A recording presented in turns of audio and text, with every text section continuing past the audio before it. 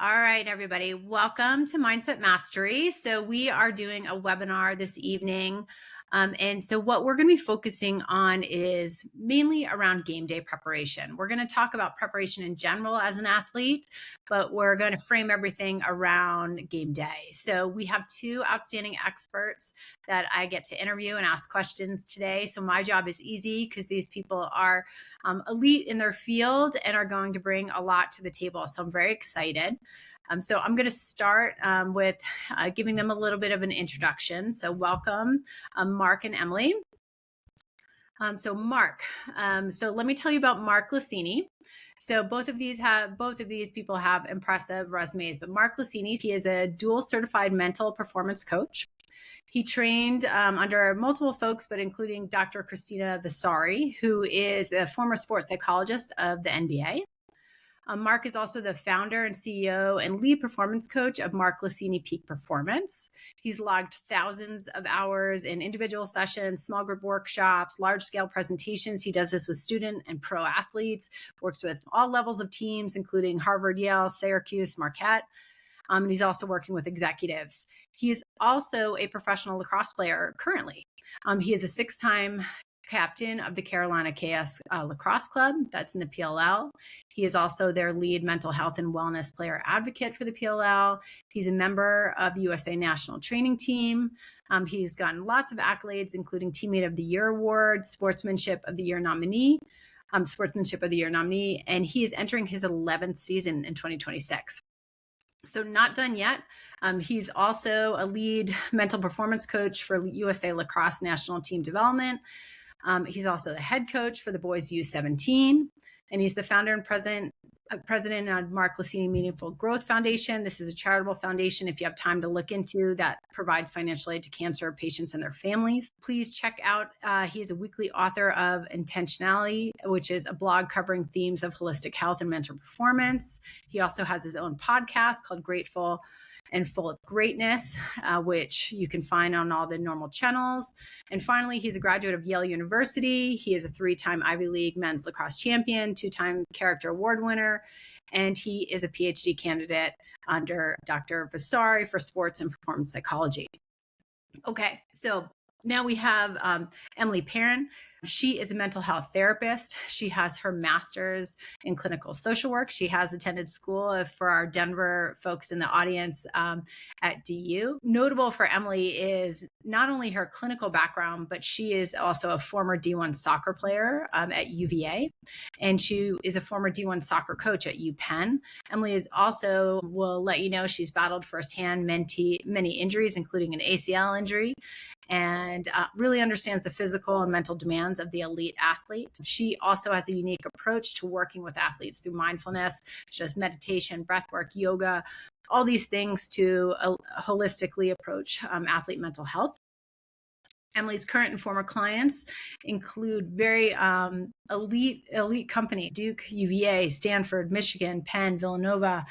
She also, the way we met is we had a lot of athletes we worked with in common in the PLL. So she works with them on an individual level as well as the WLL. She serves as the director of the Medical Advisory Council for Morgan's Message, which is a nonprofit dedicated to breaking the mental health stigma and educating athletes on mental health. She is currently an adjunct professor at Drexel in Philadelphia, and she is also the co-founder with myself of Unbroken Athlete. So those are huge, large resumes. So just want you guys to know what elite folks you're going to be learning from today. So thank you both and welcome to this webinar. Okay, Mark, I'm going to start with you.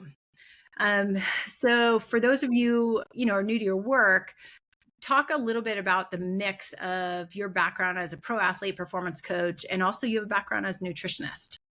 Well, first, I just want to say thank you very much for having me. I feel the same way you do about Emily, and I'm grateful that we're crossing paths here to provide some value for these families. I think I would just start all the way back to when I was a junior in high school. I won North Jersey Player of the Year, and I was on my high horse. And then my senior year, I broke my back, and I had an L2, L4 stress fracture, and was in a brace for my senior season. 2 months into that, my mom was diagnosed with stage 3 cancer. That was if cement was getting more solid over time, and it had a huge imprint in my life where I think that pain or that chapter turned into my purpose now today. My mom, thankfully, got back on her feet, and she's on my board for MGF, the foundation that I run.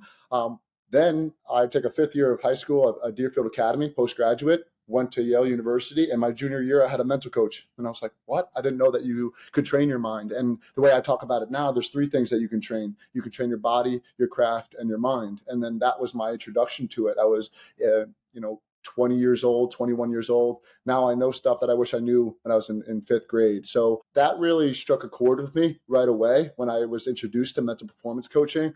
Graduated an economics degree, went to Wall Street for 2 years, but really had a strong passion to the point where I was kind of waking up in tears, knowing that I wanted to be serving and working in this field.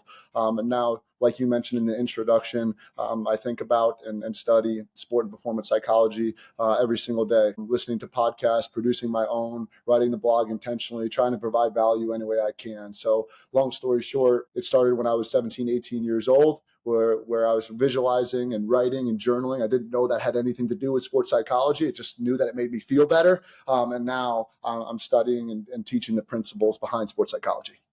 Awesome. Well, we're happy to have you. And Emily, you are an athlete yourself. You also work with elite, collegiate, and professional athletes on mindfulness and mental performance. Just, if you can introduce a little bit about your approach and who you primarily support. Yeah. And Mark, likewise, very excited you're here. And I think our approaches and how we work with athletes very much complement each other. So I'm excited to dive in.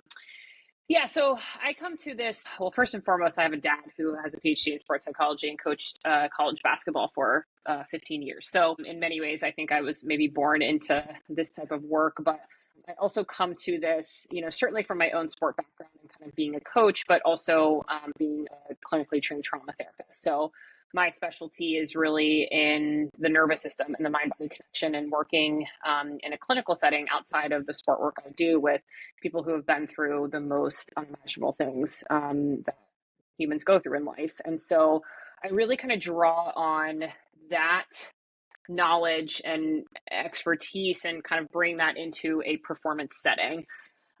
And so really a foundational piece of that is, yes, mindfulness, but it's a very what we call somatic or body-based, physiological-based approach to mindset training. So yes, I work with athletes at the high school, college, and professional level. I do both individual and teamwork. And I do a lot of work with coaches. I think coaches are a really integral part of the process when we talk about mindset or performance training. And I think being a former coach and the daughter of a coach, that's always a really fun part for me. I think coaches need this work just as much as athletes do. So yeah, we'll dive in here into more specifics, I'm sure, but that's a little bit about my background. Well, wonderful. So as you said, we're going to dive in. So I wanted to start with, something that I noticed that, at a certain level of sports, everyone begins to have the physical tools. So, maybe that's strength, speed, hand-eye coordination, but really what separates athletes often, is what's up top, like what's between their ears, but also like what's in their heart. And I believe the mind and the heart is what creates that advantage, that divide. So these folks, rely on a plan though.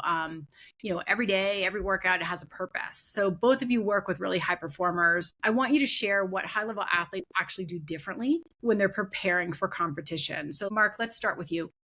Yeah, I would just use the word intentional. I think the more specific, the more terrific. I think many young athletes arrive, right, trying to get their gear together, and then before they know it, the whistle goes off. And I think as you mature and evolve inside of sport, you understand that the word preparation, that there's a pregame to it, and that prefix to everything leads to you being ready and in the right mentality. And mentality means state of mind. You have to put yourself in the right mentality for sleep, and running 3 miles doesn't put you in a readiness to sleep. And in the same way, you have to have a mentality to prepare for the game so that you can be a firework and not a candle. And the way in which I look at that, using the words that you even talked about, is a free mind comes from a relaxed heart. And just for listeners out there, one of the ways in which I talk about the mind is in one word: possibility. So mindset is a set of possibilities. And how do you put yourself in the proper mindset, making sure that you know where your arousal and energy level is right before the game, whether that's a few hours before, and then with conscious awareness,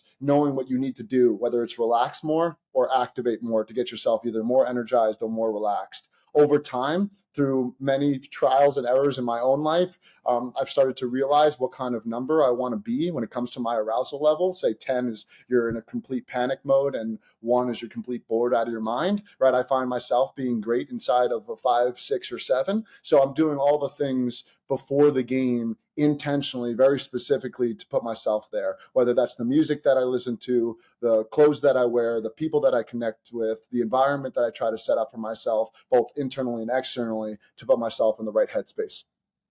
Yeah, I love that. And, Emily and I have talked about before with our work that, when you're in a professional locker room, you look around and you'll see, one athlete might be listening to music on their headphones, another is reading a book or, scripture, and someone is bouncing off the walls, and they're trying to figure out what works for them. So Emily, talk a little bit in the same vein, like how, you understand this. Yeah, I think I love everything that Mark said. I think the first word for me as well that comes to mind is definitely an intentionality. I think my answer is also what I find with the most elite athletes is there is always a common denominator is always a sense of curiosity as well with regards to themselves and their performance and their preparation. So I don't know if I see a huge difference in terms of the population and the athletes that I'm working with in terms of the doing, like what they're actually doing strategically, what in terms of like performance routines. I think it is more the relationship that they have to their own preparation and their own performance. And they really approach it with a level of curiosity and a sense of exploration. And what I really try to encourage a lot of my athletes to do is to get curious about it and constantly have a desire to expand your awareness of self as you show up to play. And as you show up to this preparation journey, whatever that's going to be. So I think the other piece is, there's always a sense of kind of curiosity after the fact. And what I mean by that is, going back and reflecting and really taking data, and not from a sense of, and this is very much the realm of mindfulness, really removing a sense of kind of judgment, but really coming to their performance and their preparation from a place of curiosity and wanting to really explore like, how did that performance go? How was my preparation there? Right. And again, from this attitude of exploration, I think is really, really huge.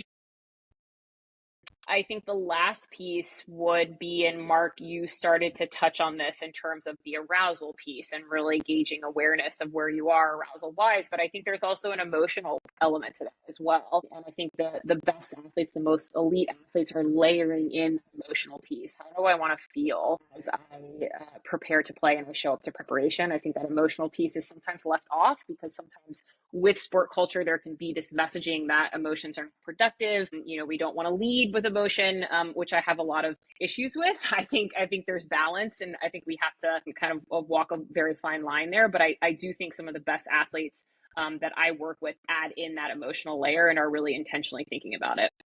Yeah, I mean, I just want to go off of that. How do you play with emotion without becoming emotional? I have a cool story where I met a guy named Joaquin Cruz who actually won gold in the LA Olympics in track and field. And one of the things that he said to me at a Starbucks one time was when he won it, all the relationships in his life were aligned, right? Bringing in the emotional piece that Emily just talked about. Yes, he had proper nutrition, and yes, he was training just like every other Olympian, right? But he felt close to God. His family had come from povertized places in Brazil just to be there. He just fell in love. He was having a kid months later. Do you see kind of the emotional alignment that's lining up there? And that kind of allows the athlete to kind of have a lighter heart about things, which I know sounds esoteric, but it really allows you to have a relaxed heart and more curiosity when your relationships are aligned like that. Yeah, And I no, think I agree with that. you both brought up curiosity, and I think part of that is, welcoming failure, welcoming mistakes, trying to understand. So, I see elite athletes, they're welcoming challenges. They also welcome failure. They know that these things are ultimately like shaping them, whether it's like shaping mastery of their craft or their skill. But in general, I think, we see on social media, you're just seeing highlights and you don't see all the mess, in between, and how do they actually get to that, mastery. So Emily, let's start with you. What are, some of the mistakes that you see people make, like as far as mindset, like leading up to the game, because they think like, oh gosh, I can't fail. Yeah, I even think, I mean, I'm a huge, and maybe this is like my social work brain, but like I think language is really important. So I think even the word mistakes sometimes is, I don't want to say it's problematic, but I think I don't use it a lot as a, quote unquote coach, and definitely not a therapist. I think the language we use to talk about our experience is really important. And so again, I think one of the things here that I really try to emphasize is this element of curiosity. I think a lot of my answer is going to come off what Mark and I have already been talking about, which is a lack of intentionality. I think many players, and I think more so I see this at kind of the high school and college level than I do at the professional level, but because we live in a society where we do see a lot of the highlight reel and we see the finished product, I think there is, this kind of like misconception that, we're just going to show up on game day and it's all going to fall into place. And that just rarely happens, right? There is a ton of, whether it's preparation or all of the training elements physically, emotionally, I think relationally as well. I mean, Mark, you hit on a great point connection wise. I mean, I think we greatly undervalue connection in our society, connection with other people, but also in sport as well. So I think the biggest mistake overarching wise, right, is going to be the lack of intentionality around your process and how you really show up to play on game day. But I think it also, I mean, and I talk a lot with my more like college and pro guys. I mean, the same thing goes for practice on a weekly, daily basis as well. There is absolutely preparation pieces there that you have to be thinking about. So I'm just going to say very broadly, I think the biggest, quote unquote mistake, or where we could be putting a little bit more time and energy into is the intentionality piece. Great. Mark, did you have anything to add there? Yeah, I would just say one of the funny things that I like to say when talking to a new group is like, I'm a huge loser compared to all of you. And the reason why I say that is because I really have put myself in situations where it's in the gym all the time trying to find where my edge was. And okay, I can't go further than that. Like can't lift that much or can't run that fast. And I think reframing, if you're a coach out there or you're a parent out there, your entire job is reframe. Where's the opportunity inside the obstacle? And a cool story comes about with, to my mind, from Sarah Blakely, who started Spanx. Cool thing her father used to do around the dinner table was, what did you fail at today? And she was like, oh, I tried soccer and I was terrible. And he would give her a big high five, and it just reframed the whole thing, right? This whole idea. I think what's coming to my mind and heart right now is the word courage, right? Carl Jung, a great psychologist, had an idea, and this is all about mindset mastery, isn't it?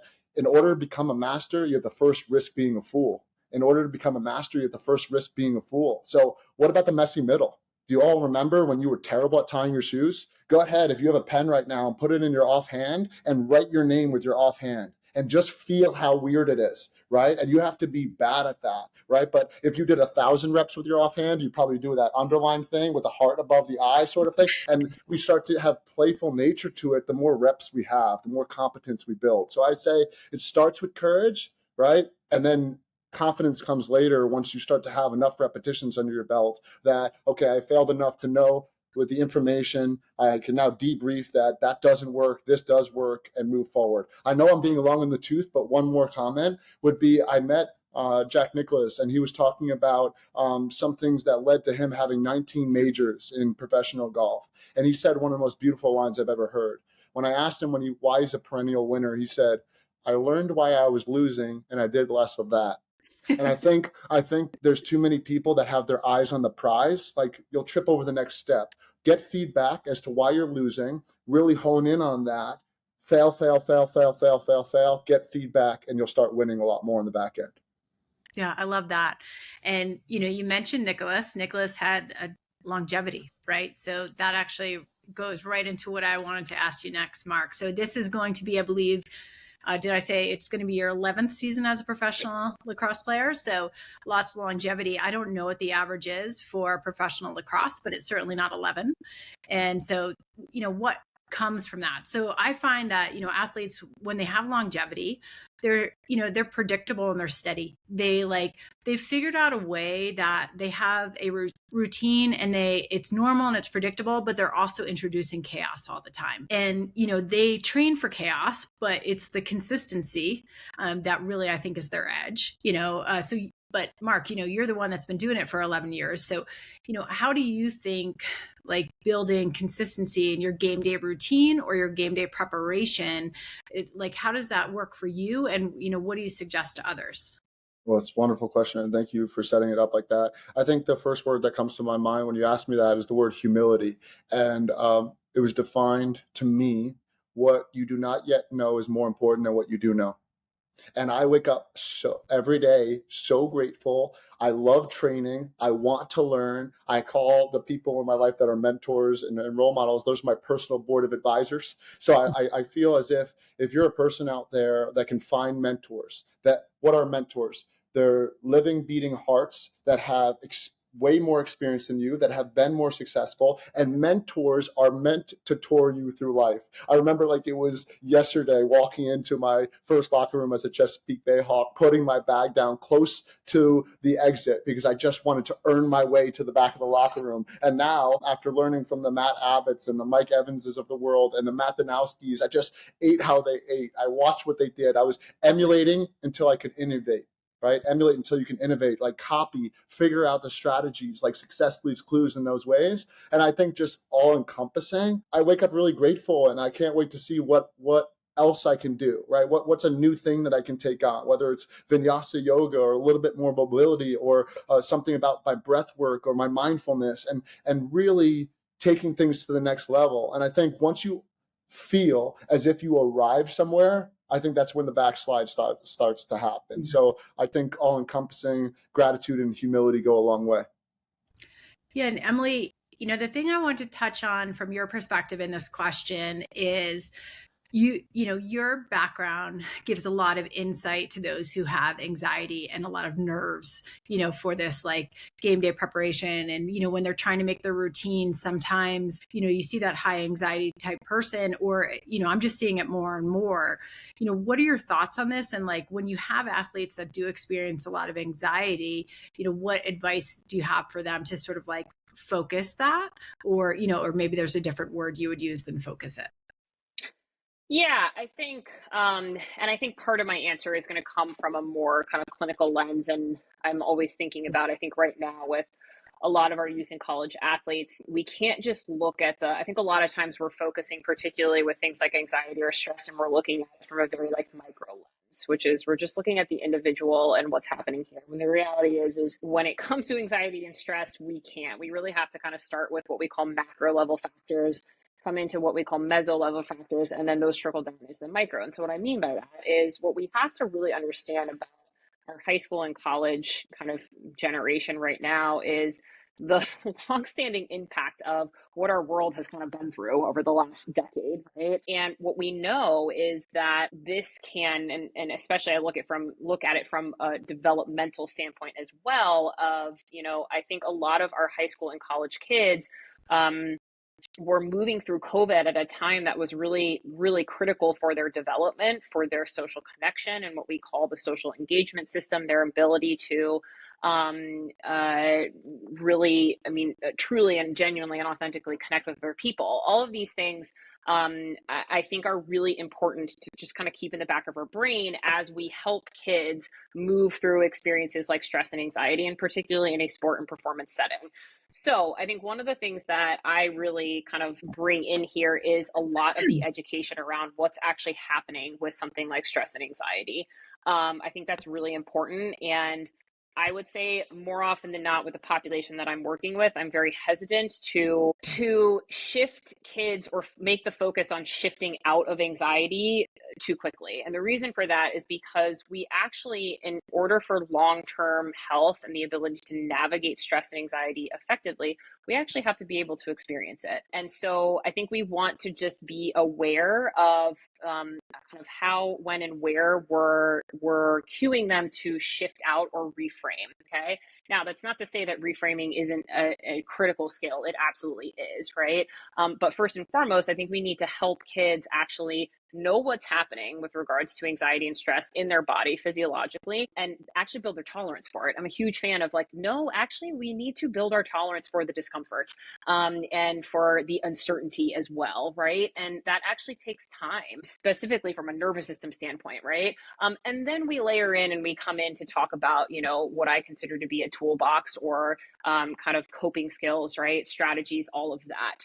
And the reframing piece can absolutely be a helpful part of that. But I think that's kind of my take on it. And I'll stop talking there because I know we're trying to go back and forth a little bit. But you can certainly ask more questions on that. Mark, you look like you had something to add. No, I mean, not specifically to that. I was just writing it down. I love the idea of build tolerance, like resilient. I know that's everything that you guys talk about from the unbroken athlete perspective. I think it's one of those things where even when Emily uses the word stress, I see that more as a neutral word. Like it's not necessarily bad, right? We just don't want too much and chronic version of it, right? Stress plus recovery equals growth. So I really think about, I love how she brought up connection and this idea of proper dosage really comes to my mind, right? Can you put yourself in that setting? Simone Biles, the great gymnast, used to call it pressure sets, right? So how does she get ready for the gold medal floor routine? She is constantly putting herself in that situation and mindset in practice with certain level of consequence for herself. That's stress, right? But not too much, right? So that kind of continues to build her capacity and resilience to handle the pressure when the lights are on. Yeah, I think that's a great example. All right, so let's get into rehearsal or, visualization. So elite athletes often rehearse mentally, physically, and emotionally, whether they're trying to visualize the perfect shot or, perfect play, or maybe just a successful outcome, great game, but they're doing this in detail. They're thinking through all their senses and they're trying to feel and see that result before it actually happens.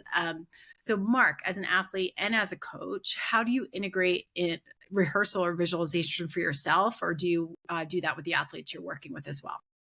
I actually like to break, and this is how it's always landed for me. So this is not necessarily something from a textbook, how it works for me. I look at visualization, I break it up into two pieces. One from a mental imagery standpoint, right? So when I close my eyes, I reflect back on one of my best performances and take it to my next performance, right? So I can kind of look to replicate from a mental imagery, using the back of my forehead as a movie screen from a mental imagery standpoint.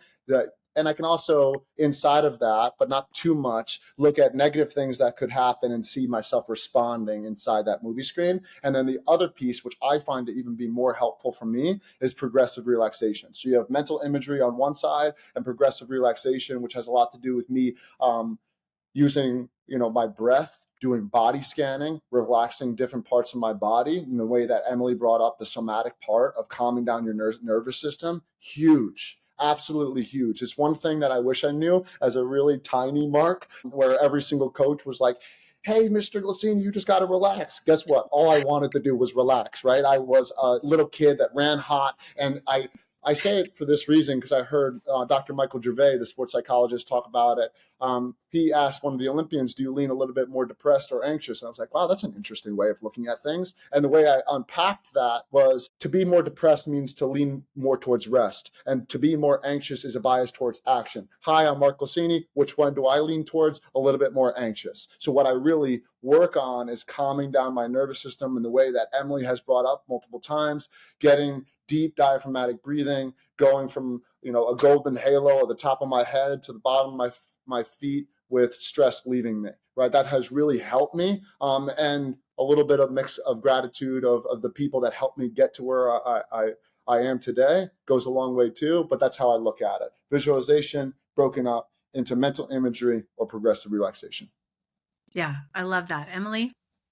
Yeah, I think I love that. I think and Dr. Logan and I just taught a course 2 weeks ago, and I will say there are many people who do have a real challenge with visualization. It's called aphantasia. And so, and the reason I say this is because, if there are people that come back and say, I can't visualize, then that actually may be true, right? And so I think you just have to think about, how do I make this accessible for me, right? And I like how, Mark, you talked about kind of breaking it down into a couple different kind of formats. One thing that I think is important, because I think sometimes it's a huge misconception around kind of the anxiety and the stress response piece, is calming down is a part of it, but at the root of what we're trying to do is cue safety to the nervous system, right? And safety doesn't necessarily mean calm down. And the reason I think this is super important is because many kids right now are approaching performance related anxiety from a place of, I've got to calm down, I've got to calm down, I've got to calm down. And that's not actually necessarily the case. Again, I think we have to build our capacity to be in that discomfort, but we also have to differentiate between calm and safety. And again, safety, bringing safety or a sense of safety to the nervous system doesn't necessarily mean we're getting to this place where our body is fully relaxed and we're really zenned out. And I think that's really important. So, I think in terms of the kind of like visualization and mental imagery piece, and that more kind of like accessibility factor. I love what Mark said about kind of, making the back of your forehead what did you say, like a movie screen, Mark? I think that's fantastic. The other way that I'll have kids do that is in written form, right? So, or in talking form, we can actually talk through, right? If the actual visualizing or the mental imagery piece is challenging for them.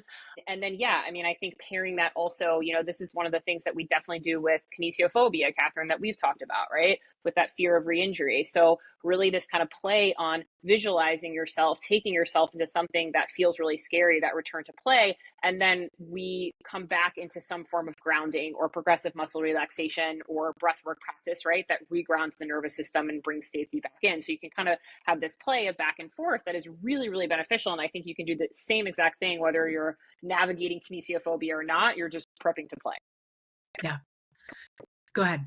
I think I would just add, one-liners that have always resonated with me. I love quotes because then I can unpack them. Is the more connected, the more protected. And I heard Dr. Gabor Mate talk about psychological safety, which if I wanted to use the word confidence, I'll use them interchangeably. But what he said is psychological safety is not the absence of threat, but the presence of connection. And the way in which I talk about that is when a little kid is very scared because of thunder and lightning outside, it doesn't stop outside, but when a parent holds them, they calm down, connected. And then when a kid is at recess and being left off of a team at kickball, their nervous system's all jacked up. And then if somebody says, hey, do you want to come play on my team? It's like, oof, connection again. So what we don't like is isolation. We don't want that, right? Because as nuanced as our prefrontal cortex is, the thing right behind your forehead, we also have that reptilian old brain that does not want to be ostracized from the group. It does not want to be isolated. So I just wanted to highlight a point that Emily talked about, which it would be the more connected, the more protected.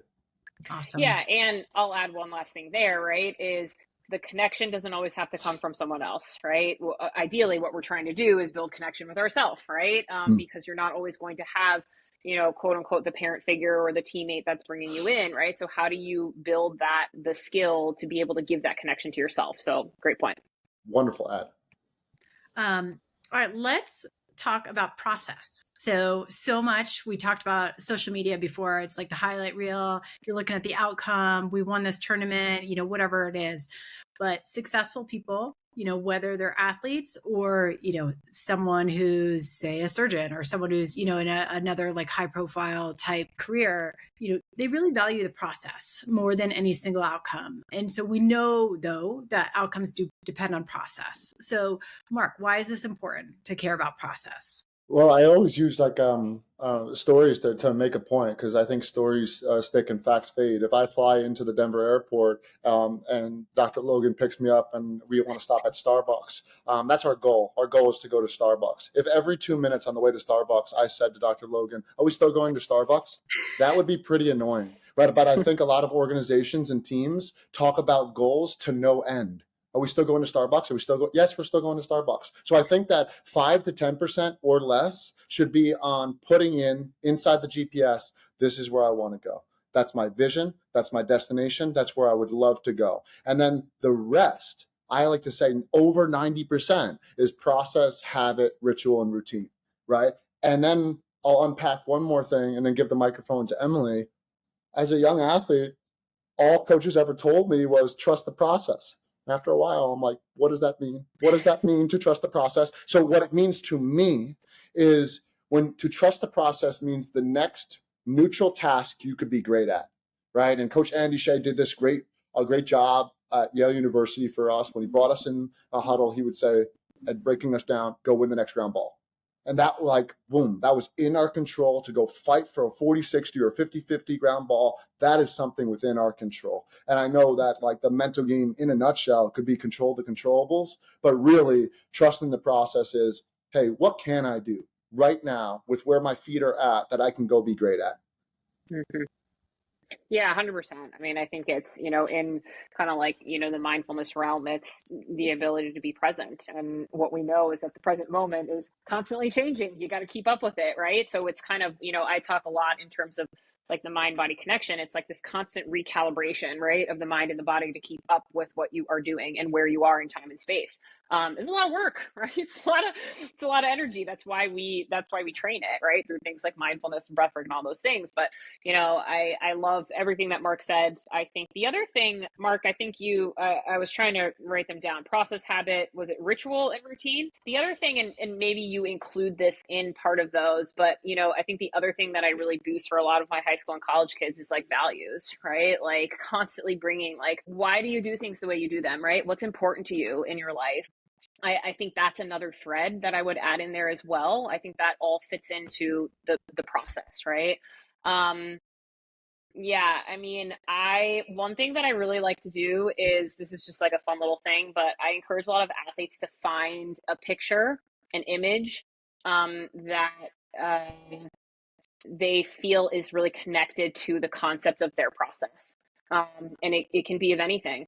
And a lot of times it's a road or it's a path or it's right, whatever. I don't really care, but keep it somewhere. Make it the screensaver on. I don't even know the difference. Is it the screensaver that you have when you first pull up your phone, right? Make it your free screensaver, make it the homepage. I don't care. But I think images, I think a lot in the therapy world, I do a lot with like what we call creative arts or expressive arts. I think visual is such an amazing way to stay connected to everything that kind of Mark mentioned and this idea of the process and the journey.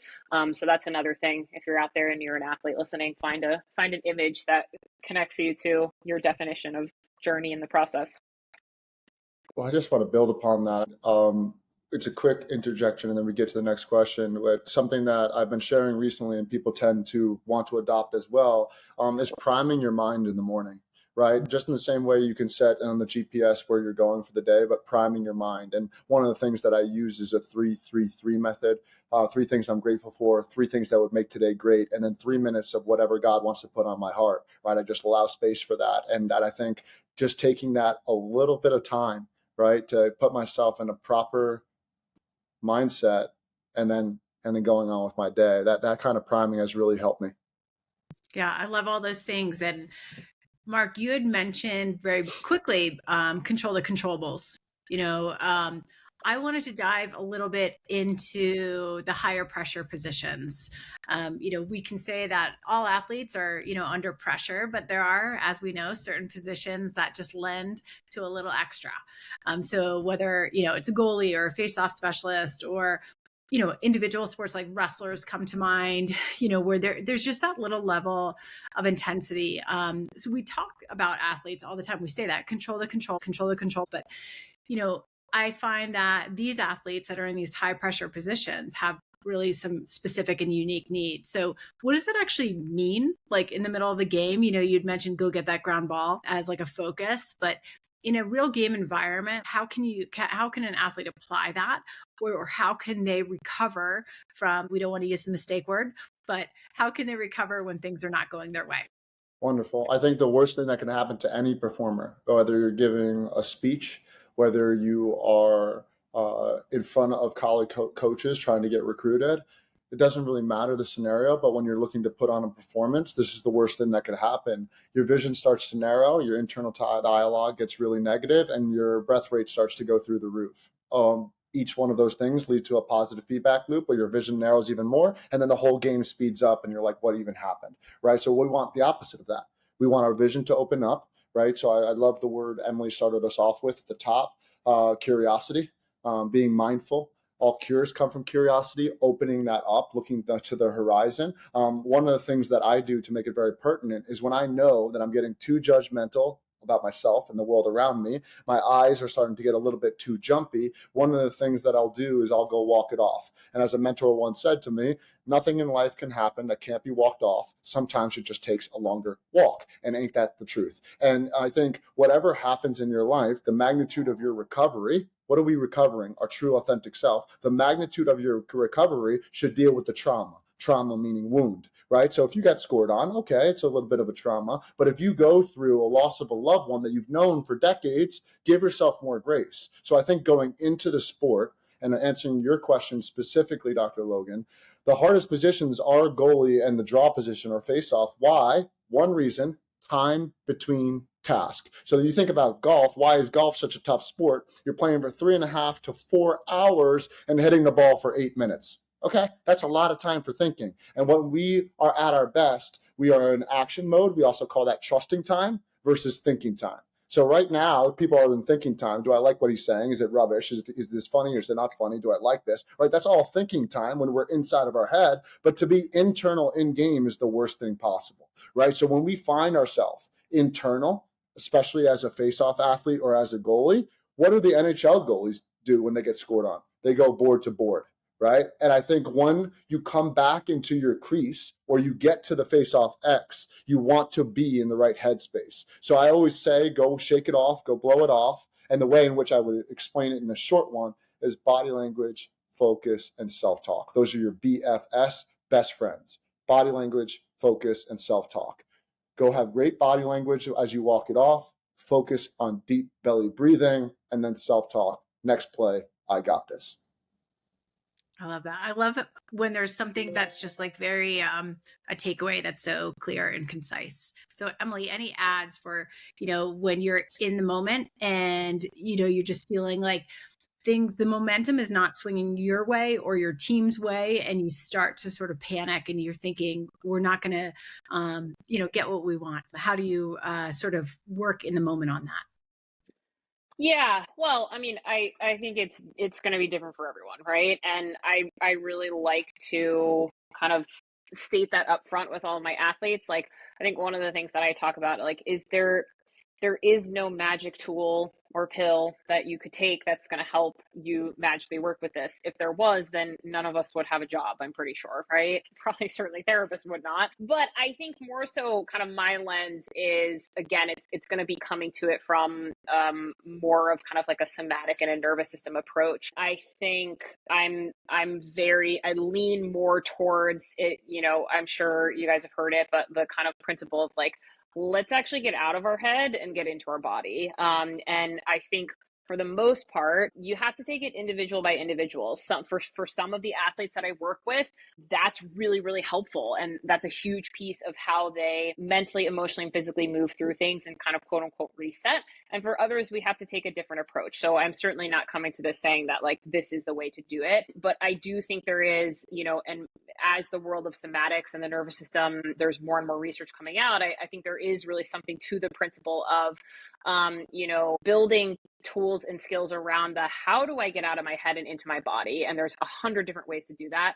Mark hit on something really, really important, which is eyesight orienting.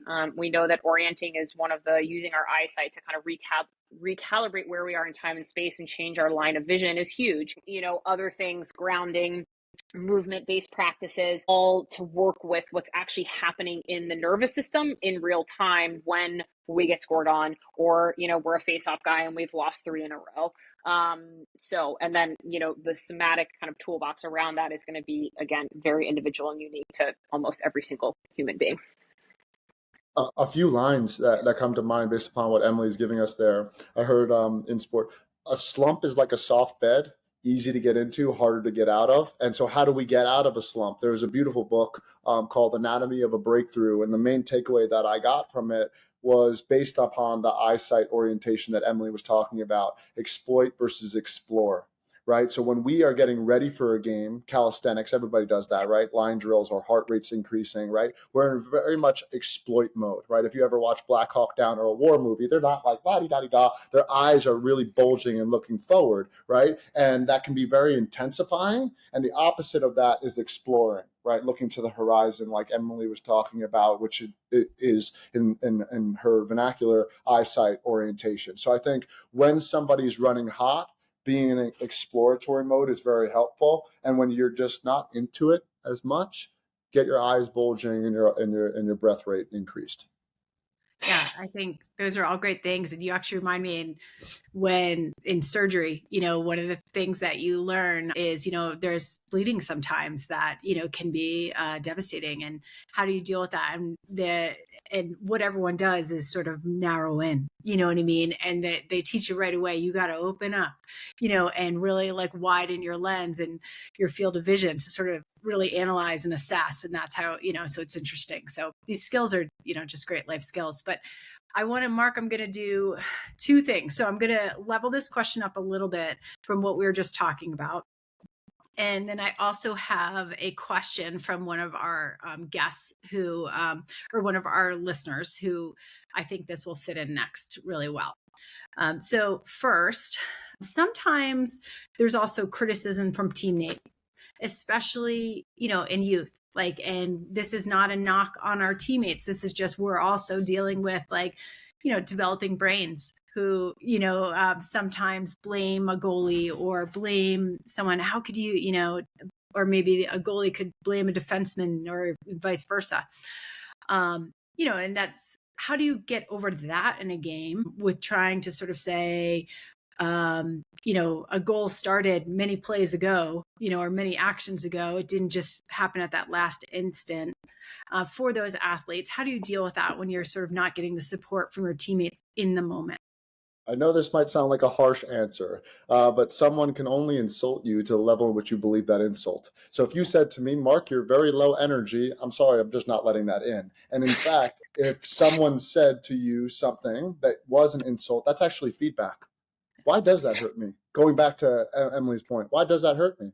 Oh, maybe I do need to work on my offhand, right? And I think seeing it as a challenge to get better rather than bitter can be a really good mindset to be in, right? And I think the more you understand that a lot of life is practice and training and practice and training, and even those playoffs and championships are practice and training on how to live life better, right? If that's your perspective, then you can always be improving rather than attempting to prove yourself to other people, right? When you're in that prove outcome oriented mindset, right, you're going to have tight, tense, and tentative body language, right? But when you are open, as we keep saying, and mindful and curious and continue to improve, use any insult as fuel to your fire to get better. There's been coaches that have told me, Mark, you won't play at the Division I level. You're just too small. You're very athletic, but you're too small.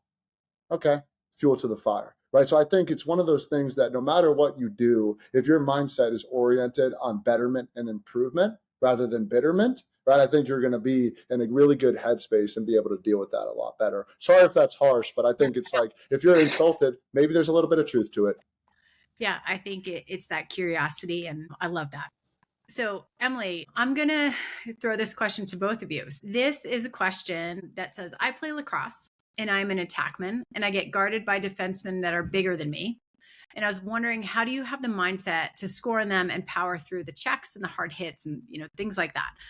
Emily, I'm actually going to throw this to you first, knowing that you work with very high level attackmen in the PLL and, who are putting their bodies on the line all the time. And, what sort of challenge do they have and what insight do you give them?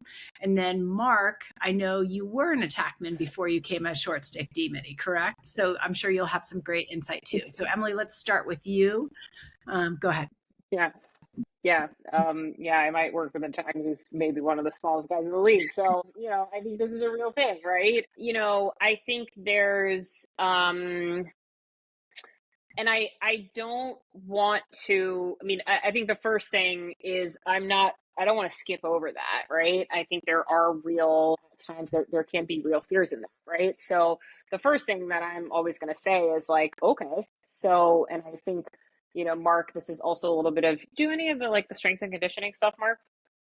Or you mostly, you do. Okay, that's what I thought. So, I think there are real pieces here where, okay, great. So, I think Mark, you talk a lot about, or from a lot of the stuff that I've seen, like, I think one of the things, if I were to kind of like paraphrase here, that you really hit on is like checking all the boxes and all the pieces of the equation so that you do feel as confident as possible heading into performance, right? So I think one of the first things I'm thinking about is, okay, are there actual physical, technical, or tactical pieces here that need to be addressed, right? I never played lacrosse, so I'm certainly not going to be your girl there or very helpful in that realm, right? And so, are there pieces in terms of getting a strength and conditioning coach, getting a speed and agility coach, doing more in the weight room potentially, talking to your coach about those things, right? So I do think there are those pieces that you definitely have to consider, right? That wouldn't, Mark and I might not consider to be just, strictly mindset things, right? So that's number one. And then I think the second piece is, I also really like to start with, and this is going to be a very social work and strengths based approach, but why don't we start with what is going well? What do you do? What do you do well at the size that you are, right? Where are the places that you have found success already, right? I think, again, this is what we call really coming from a strengths-based approach. What is going well? What do I already do well? Continuously feeding that to yourself in a variety of ways, whether that is through journaling, whether that is through affirmations, whether that is through visualization, right? Kind of layering all those in, continuing to boost those, right? And then we get into what we might call the actual kind of like, performance piece, dealing with any of the anxiety or the fear that comes up with facing bigger players, looking at the actual preparation piece and the more strictly kind of like mindset work. So I kind of approach that from a more like macro level lens of like, broad brushstroke. I'm happy to, but I'm going to pass it off to Mark. So I stop talking here. But in terms of actual like nuanced strategy, I'll hand it over to Mark. But hopefully, was that a question that we actually got from a listener? Yes. Okay, Yeah. great. So hopefully if you're out there listening, that makes sense. I think one of the most beautiful things about lacrosse is all the different types. I mean, if you just look at the history, going back to how the sport was created and how they identified different players on the field based on animal, right? You have some eagles and you have some bears and different body types and different structures. The one quote that comes to my mind that I think about a lot is water breaks the rock, not because of its power, but because of its persistence. And I still remember like it was yesterday being a fifth grader or a sixth grader. And these human beings were like trees to me. I was like, this is not fair, right? They just are bigger than me. They're faster than me. And using Emily's point, like, what do I do well? Okay, well, I can use my change of direction. I can stop and start quicker. I can make sure that I get going so they can't touch me earlier on. And then all the while being able to absorb contact. I do see that there are some younger athletes that are getting hurt because they're playing with kids that are too big. So you want to find your edge. If you've ever seen the yin yang symbol, it's a representation of chaos versus order, right? Kindergartners should not be playing with eighth graders. That's way too chaotic, right? But also PLL players shouldn't be playing JV teams in high school. That's too orderly and boring, right? You want to find that middle line where you're putting yourself on the edge of your performance, where you can be at your best learning, not always winning, right? But winning sometimes. And I think if you're finding that line, you're going to be in a great spot. But then the final thing I would say is if you look at Mikey Powell or Sowers, or even go look at Joey Sankey, I think he was everything but like underneath 5'9" or 5'8", and he has UNC #1 point scorer. Okay, how did that happen? Go watch his highlight reel. He's battled and beat cancer. He's tough as nails. We all have strengths, and we have to identify what those strengths and then go feed that fire rather than focus on the negativity. Yeah. Great job, guys. So we have just a couple more minutes. So I want to kind of make sure we hit a couple points. So both of you, you're athletes or former athletes. You've been coaches. You're working with elite athletes. And, what I want to finish up is the toolbox sort of for our athletes and our families that we have with us today. So as far as Mark, let's start with you. Like if you could give athletes just like one mindset strategy that they could start using tomorrow, what would it be? I know there's an NBA skills coach who worked with a few of the top point scorers over the last several years: Bradley Beal, Joe Embiid, Jason Tatum. The guy's name is Drew Hanlon, who has a quote that says, "A skill is not truly acquired until it holds up under pressure."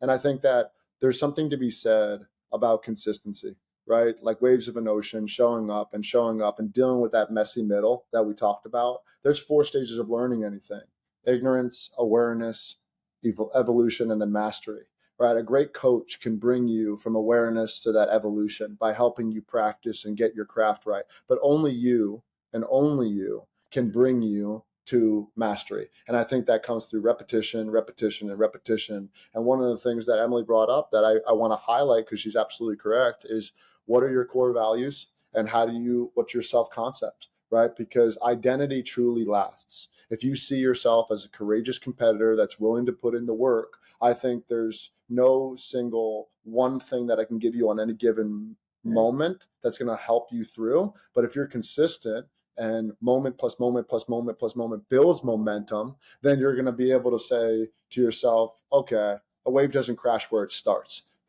I might not be where I want to be as a 5th grader or a 7th grader or a 9th grader, or even, 10 years outside of college. That's okay. Warren Buffett made 99% of his net worth after the age 65.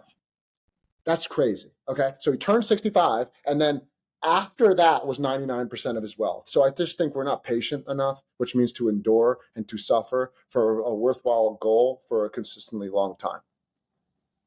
Yeah. Emily, same question. Yeah, I mean, I love all that. I think I'm gonna go a different direction because I think a lot of kids and athletes skip over this piece. I think we are a society that has become very immediate. We want things and we want things right away. And I think particularly when it comes to more kind of mindset and mental performance tools and skills, one of the first things, athletes will ask me is like, okay, what are the tools and skills before taking data, before doing the inventory work on self, on performance, on your life. And so I think what's really, really important is to develop tools, skills, processes for getting in touch with yourself and taking inventory of, what am I struggling with? What do I need more help with? What is, again, going really well, bringing in that strengths perspective. I think that initial kind of inventory and building relationship with self and self-awareness is the foundation of then building tools and skills and adding in things from there. And I can't give you a singular answer to do that. And I will say, like, every 3 months, I change up how I'm taking inventory and developing a new relationship and new awareness with myself. So there's a lot of them. I think a lot of kids really do resonate with a journal type practice. There's, again, 1,000 ways to do that. But I personally think that any type of mindfulness based practice that is really incorporating, again, that connection of the mind and the body is excellent. And again, there's about 1,000 different mindfulness tools and skills. So the other thing I'll say is, like, sometimes you just got to start somewhere and starting. And as Mark mentioned, which is a really great point, that consistency and that repetition piece eventually leads you, I believe, and lands you on the tools and the skills that you really need when you need them. And last final question. So we'll start with Mark. For the parents and the coaches who are watching and listening, what is one thing you want them to walk away remembering? Wow. I think the words that we talked about in terms of curiosity, mindful, and open, and this is tied to the connection piece. One of the things that I wish I knew when I was much younger is exhaling and expressing, both getting it out of me, right? So a longer exhale can allow you to relax. So if you can't sleep at night, just taking deep breaths and a longer exhale can go a long way. And then making it common to express what's going on, right? So Emily brought up the journaling. I have 7 journals right around me right now. What do I write about? Whatever, right? If it's negative inside me, I get it out. Then I focus on what I'm grateful for and then the plan going forward. But all the best journal, right? Olympians journal, right? The best that I've ever come across, they journal. Why? There must be something to it. And I know it has something to do with the exhale and the express. Emily? Yeah. This is a big one. We didn't really touch on the parent piece. We'll have to save that for a different live webinar. I'm going to go off Mark and come back to the kind of mindfulness and curiosity realm. I think if you take anything away from tonight, let it be the message of just get curious. Get really curious about yourself, about your life, about your values, about the connections that you have, about how you're showing up to things like school and relationships and performance. I think I think curiosity is a superpower. And I think at the end of the day, with more regards to the kind of like tools and skills piece, it's very easy to get caught up in what everybody else is doing. And I think particularly with, again, social media and seeing a lot of the highlights and the outcomes, and just remember you're seeing a fraction of the story. And at the end of the day, the ultimate goal should be, what is my toolbox? What are the things, the values, the concepts, the tools, the skills that help me be the best version of myself and continue to just keep taking one step forward on my own journey? It's the biggest takeaway, I think. Well, great job to you both. I'm personally very thankful to have you both in my professional and personal lives. And I'm thankful for all that you do and all that you teach me. So please just let people know where they can find out more about your work. So Emily, where can people find you? I'm pretty easy. There aren't many Emily Perrins in the world, but what is my Instagram? Athlete Resilience Coach. You can find me at perrinwellnessandperformance.com. That is my website. You can find me at The Unbroken Athlete. That is our website. Morgan's Message, all the things. I've got a YouTube channel. I don't have a podcast yet. Maybe I should get on that. Dr. Logan and I have one, so you can check out the Unbroken Athlete podcast. That's another place. Mark, same. Well, I just want to say thank you to you, Dr. Logan, for setting this up and kind of being a guiding light for me in many different ways. My platforms are Mark Glicini across everything, whether it be X or Instagram or otherwise. My podcast is called Grateful and Full of Greatness, and my foundation is called the Meaningful Growth Foundation. I feel really grateful to have the mentors in my life. I believe a few are on here tonight. I want to give a shout out to a place we didn't get to, but I thought we were going to go to, nutrition. A guy who's been great for me is a guy named Scott Lenz, who's helped me, Trevor Baptiste, Tom Schreiber. He runs Inner Image out of New Jersey. And I just wanted to give him a shout out because I feel really grateful for all the mentors in my life. But on socials, it's Mark Glicini everywhere. Thank you. Yeah, we're going to have to, we never made it to nutrition. So that's just going to have to be another webinar. All right. Thank you guys. Everybody have a great evening. Thanks for joining. Bye, guys. Bye. Take care.